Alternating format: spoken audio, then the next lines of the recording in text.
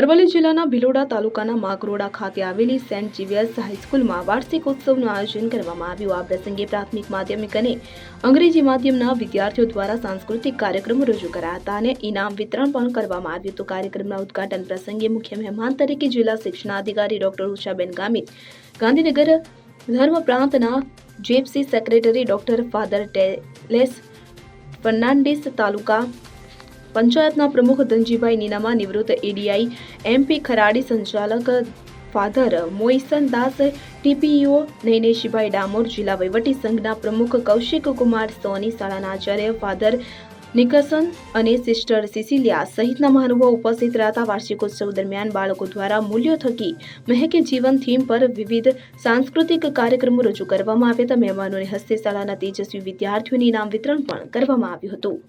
Bureau report CN24 news. હવે જુઓ દેશ દુનિયાની તમામ ખબરો તમારી આંગળીના ટેરવે। ઉઠાવો મોબાઈલ અને Google Play Store પરથી ડાઉનલોડ કરો અમારી CN24 ન્યૂઝ મોબાઈલ એપ।